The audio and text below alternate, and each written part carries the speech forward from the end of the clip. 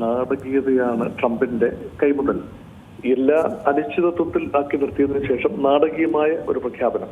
അതുകൊണ്ട് മാറ്റിയും മറിച്ചും പറയുന്ന ഒരു ട്രംപിന്റെ ശൈലി ഇക്കാര്യത്തിൽ തുടരുന്നതായി കാണാം. ഡെഡ് ലൈൻ 48 മണിക്കൂർ സമയത്തെ ഡെഡ് ലൈൻ ആണ് ട്രംപ് നൽകിയിരുന്നത്. ഇറാന്റെ ഉപരോധം, അതായത് ഹോർമൂസ് കടലിടുക്കിലൂടെ കപ്പലുകൾക്ക് സുഗമമായി സഞ്ചരിക്കാനുള്ള പാത ഒരുക്കിയില്ല എങ്കിൽ 48 മണിക്കൂർ നൽകുന്നു. അത് സാധിച്ചില്ല എങ്കിൽ ഇറാന്റെ ഊർജ നിലയങ്ങൾ പൂർണ്ണമായി തകർക്കും. ഇതായിരുന്നു ട്രംപിന്റെ ഒരു തീട്ടൂരം. ഇത് പൂർണ്ണമായി ഇറാൻ അവഗണിച്ചതോടെ എന്തെങ്കിലും ചെയ്തില്ലെങ്കിൽ അമേരിക്കയ്ക്ക് മുഖം നഷ്ടപ്പെടും എന്ന നിലയിലായി. അതുകൊണ്ട് അമേരിക്ക 5 ദിവസത്തെ ഒരു ബ്രീതിങ് സ്പേസ് നൽകുകയാണ്. അതുകൊണ്ട് 5 ദിവസം എന്നത് ട്രംപിനെ സംബന്ധിച്ചിടത്തോളം ഒരു റീഗ്രൂപ്പ് ചെയ്യാനുള്ള ഒരു അവസരമാണ്, റീപ്ലനിഷ് ചെയ്യാനുള്ള ഒരു അവസരമാണ്. അത് മാത്രമല്ല, ഒരു എസ്കലേഷൻ മോഡിലേക്ക് പോവുകയാണെങ്കിൽ എണ്ണവില ലോകത്ത് പിടികിട്ടാത്ത ഉയരത്തിലേക്ക് പോകും. അത് പ്രാഥമികമായി അമേരിക്കയ്ക്ക് തൽക്കാലത്തേക്ക് എണ്ണ ഉത്പാദക രാജ്യമായ അമേരിക്കയ്ക്ക് ഗുണകരമാകാമെന്ന് തോന്നിയാലും ആത്യന്തികമായി വിലക്കയറ്റം പിടിച്ചു നിർത്താൻ കഴിയാതെ വരും. ലോക മാധ്യമത്തിലേക്കും വലിയ രീതിയിലുള്ള ഇൻഫ്ലേഷനിലേക്കും ഒക്കെ പോകുമെന്ന ഒരു നിഗമനം അമേരിക്കൻ പ്രസിഡന്റിന് അതുകൊണ്ട് എങ്ങനെയെങ്കിലും ഈ പ്രശ്നത്തിൽ നിന്നും തലയൂരണം, തനിക്ക് മുഖം നഷ്ടപ്പെടാതെ തന്നെ തലയൂരണം എന്ന ഒരു ചിന്തയുണ്ട്. ഇസ്രയേലിന് ഇത് മുന്നോട്ട് പോകണം എന്ന് തന്നെയാണ് പരമാവധി ഇറാന് മേൽ പ്രഹരമേൽപ്പിക്കുകയും ഇറാന്റെ മിസൈൽ ശേഷി, പ്രതിരോധ ശേഷി പൂർണ്ണമായും അവസാനിപ്പിക്കണം എന്ന ചിന്ത ഇസ്രായേലിനുണ്ട്.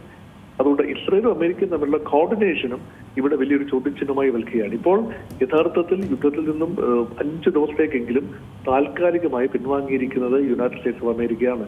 ഇസ്രായേലിന്റെ ഭാഗത്തുനിന്ന് യാതൊരു പ്രസ്താവനയും വന്നിട്ടില്ല. അത് മാത്രമല്ല, ഇവിടെ സൂചിപ്പിച്ചതുപോലെ ഇസ്രായേലിൽ നിന്നും ഇറാനിലേക്ക് ഇപ്പോൾ കഴിഞ്ഞ രാത്രിയിലും ആക്രമണം ഉണ്ടായതായി റിപ്പോർട്ടുകളുണ്ട്.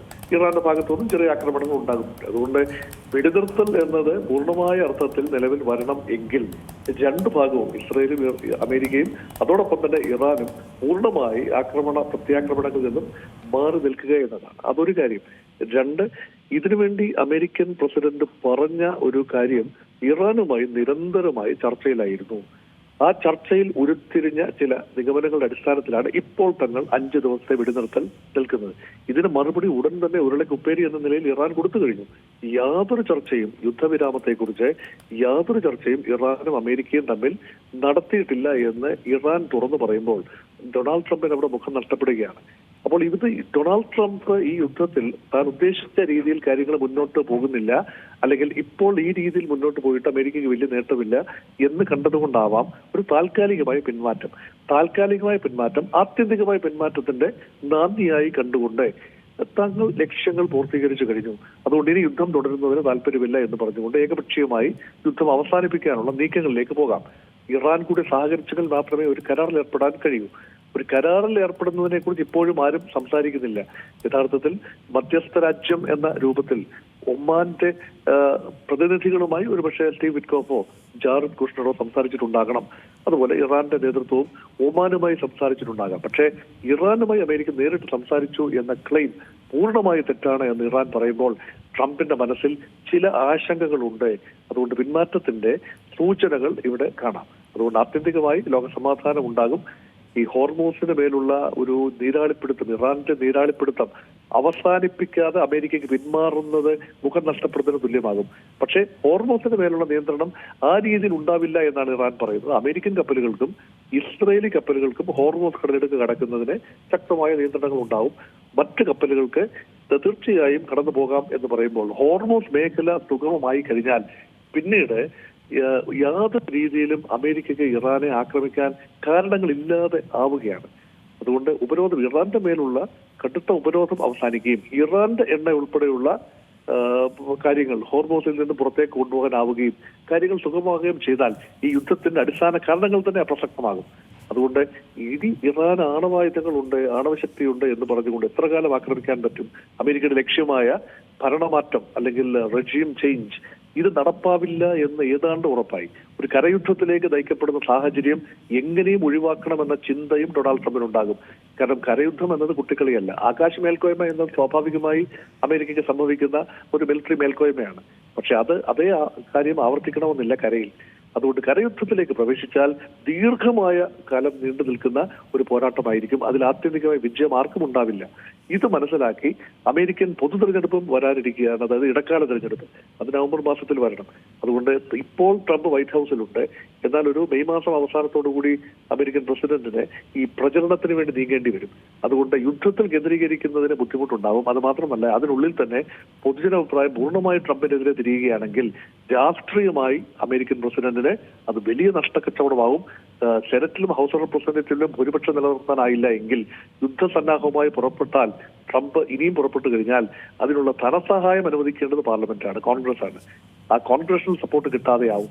അങ്ങനെ വലിയ രീതിയിൽ നാണംകെട്ട് അമേരിക്കയ്ക്ക് പിന്നാക്കം പോകേണ്ടി വന്നാൽ വീണ്ടും അത് അമേരിക്കയ്ക്ക് ബുദ്ധിമുട്ടാണ്. അതുകൊണ്ട് ബുദ്ധിപൂർവം ഇപ്പോൾ പിൻവലിഞ്ഞു നിൽക്കുന്ന അമേരിക്കൻ പ്രസിഡന്റിന്റെ തന്ത്രമാണ് കാണുന്നത്.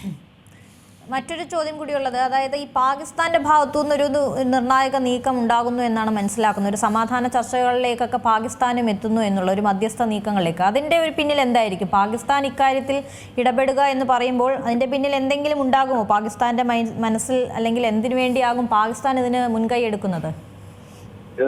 ഇവിടെ ഒരു വലിയ ഇന്ത്യയെ സംബന്ധിച്ചിടത്തോളം നിർണായകമായ ചില തീരുമാനങ്ങൾ എടുക്കുകയും നിലപാടുകൾ എടുക്കുകയും അതുപോലെ നോക്കിക്കാണുകയും ചെയ്യേണ്ട ഒരു അവസ്ഥയാണ്. അയൽരാജ്യമായ പാകിസ്ഥാൻ, ഇന്ത്യയുമായി അത്ര സൗഹൃദമില്ലാത്ത പാകിസ്ഥാൻ നയതന്ത്രത്തിന്റെ വേദിയായി മാറുന്നു എന്ന ആദ്യ സൂചനകളാണ് ഇപ്പോൾ ലഭിക്കുന്നത്. അമേരിക്കയുടെയും ഇറാന്റെയും പ്രതിനിധികൾ പാകിസ്ഥാൻ തലസ്ഥാനമായ ഇസ്ലാമാബാദിൽ വെച്ച് സന്ധി സംഭാഷണങ്ങൾക്ക് വേണ്ടി വരുന്നു എന്ന സൂചന. ഇത് എത്രത്തോളം സ്ഥിരീകരിക്കാവുന്നതാണ് എന്നറിയില്ല. പക്ഷേ ഇവിടെ ഒരു കാര്യം വളരെ ഉറപ്പാണ്. പാകിസ്ഥാൻ ഒരു ആണവ രാജ്യമാണ്. ഇറാന്റെ ആണവ പദ്ധതികളുമായി ബന്ധപ്പെട്ടാണ് ഈ സംശയ നിഴലിൽ വന്നത്. അതുകൊണ്ട് ഒരു ആണവ രാജ്യത്തിന്, ഇസ്ലാമിക ലോകത്തെ ഒരു ആണവ രാജ്യത്തിന് മാത്രമേ ഒരുപക്ഷെ ആ രീതിയിൽ മധ്യസ്ഥതയ്ക്ക് നിൽക്കാനാവൂ. അതുകൊണ്ട് അമേരിക്കയോട് അടുപ്പം പുലർത്തുകയും അതേപോലെ തന്നെ ഇറാനോട് അടുപ്പമുള്ള രാജ്യം എന്ന നിലയിൽ ഒരു കോമൺ ഫ്രണ്ട് എന്ന് പറയാനാവില്ല എങ്കിലും ഒരു കോമൺ ഫാക്ടർ പാകിസ്ഥാൻ എന്ന രൂപത്തിൽ വരികയാണ്. അതൊരുപക്ഷെ നയതന്ത്ര രംഗത്ത് ഇപ്പൊ തന്നെ ഒരു ചെക്കേർഡ് പാസ്റ്റുള്ള രാജ്യമാണ് പാകിസ്ഥാൻ. അത്ര ക്രെഡിബിലിറ്റി ഉള്ള, സൈനികമായോ മറ്റു കാരണങ്ങളാലോ വലിയ ക്രെഡിബിലിറ്റി ഉള്ള രാജ്യമല്ല പാകിസ്ഥാൻ. അങ്ങനെ ഒരു രാജ്യത്തിന് നയതന്ത്ര രംഗത്ത് അമേരിക്ക എന്ന വൻപൻ രാജ്യത്തെയും ഇറാൻ എന്ന വലിയ അയൽ രാജ്യത്തെയും ഒരു നെഗോഷിയേറ്റിംഗ് ടേബിളിന്റെ അപ്പുറം ഇരുത്തി പാകിസ്ഥാൻ ചർച്ച ചെയ്യുന്നു എന്ന് പറയുമ്പോൾ ഒരുപക്ഷെ പാകിസ്ഥാൻ എന്ന നേട്ടമാണ്. ലോക വേദിയിൽ നയതന്ത്ര ഭൂപടത്തിൽ പാകിസ്ഥാൻ ആദ്യമായി ഇടം പിടിക്കുകയാണ്. ലോകത്തെ ഒരു സമാധാന ചർച്ചയും പാകിസ്ഥാന്റെ ഇനിഷ്യേറ്റീവിൽ പാകിസ്ഥാന്റെ മണ്ണിൽ നടന്നതായി അറിവില്ല. അപ്പോൾ ഇങ്ങനെ ഒരു മഹായുദ്ധം അവസാനിപ്പിക്കാൻ പാകിസ്ഥാൻ ഒരു ശ്രമം നടത്തുന്നു എന്ന് പറയുമ്പോൾ അതിൽ ചില ഗൂഢ ലക്ഷ്യങ്ങൾ ഒരുപക്ഷെ ഇന്ത്യക്കും കാണാം. കാരണം ഇവിടെ ഒരു മേഖലയിൽ ഒരു വൻ ശക്തിയായി പാകിസ്ഥാനെ അമേരിക്ക കാണുന്നു എന്നതിന്റെ സൂചനയാണോ അത്? അപ്പോൾ അമേരിക്കയ്ക്ക് കൂടി പൂർണ്ണമായ സ്വീകാര്യമായ ഒരു രാജ്യം, അതിനേക്കാൾ പാകിസ്ഥാനേക്കാൾ കുറച്ചുകൂടി ഈ അമേരിക്കയോടും ഇറാനോടും ഗൾഫ് രാജ്യങ്ങളോടും ഒരുപോലെ ഇടപെടാൻ കഴിയുന്നത് ഭാരതത്തിനാണ്. അപ്പം ഭാരതത്തെ മാറ്റി നിർത്തിക്കൊണ്ട് പാകിസ്ഥാനിലേക്ക് നയതന്ത്രം വരുന്നു എന്ന് പറയുമ്പോൾ ഈ ഭാരതം മാത്രമാണ് എല്ലാ രാജ്യങ്ങളോടും ഒരുപോലെ ഇടപെടാൻ കഴിയുന്നത് എന്ന ഇന്ത്യയുടെ ഒരു നിഗമനമുണ്ട്. അതിന്മേൽ കരിവാരി ഒഴിക്കുന്ന ഒരു തീരുമാനം എന്ന രീതിയിലാണ് ഒരുപക്ഷെ പാകിസ്ഥാൻ ആഗ്രഹം പ്രകടിപ്പിച്ചിട്ടുണ്ടാവാം. ഏത് രൂപത്തിലാണ് അമേരിക്കയും ഇറാനും ഇതിനോട് പ്രതികരിക്കുന്നത് എന്നറിയില്ല. പക്ഷേ ഇസ്രായേൽ എങ്ങനെയാണ് അംഗീകരിക്കുന്നത്? ഇവിടെയാണ് ഇസ്രായേലി ഫാക്ടർ. ഒരു രീതിയിലും ഇസ്രായേൽ പാകിസ്ഥാന്റെ മധ്യസ്ഥത അംഗീകരിക്കാൻ യാതൊരു സാധ്യതയുമില്ല. അതുകൊണ്ട് ഇസ്രായേലിനെ മാറ്റി നിർത്തിക്കൊണ്ട് അമേരിക്കയും ഇറാനും മാത്രമായി പാകിസ്ഥാനിൽ വന്ന് സംസാരം നിൽക്കുമ്പോൾ ഇസ്രായേൽ എന്ന ഫാക്ടർ അവിടെ കിടക്കുന്നു. അതുകൊണ്ടാണ് തീർച്ചയായും ഇതൊരു അൽപായുസാകാനുള്ള സാധ്യതയാണുള്ളത് പാകിസ്ഥാന്റെ നയതന്ത്ര നീക്കം. ഏറ്റവും പുതിയ വാർത്തകളും വിശേഷങ്ങളും വിരൽത്തുമ്പിലറിയാൻ സീ മലയാളം ന്യൂസ് എല്ലാ ഡിജിറ്റൽ പ്ലാറ്റ്ഫോമുകളിലും ലഭ്യം.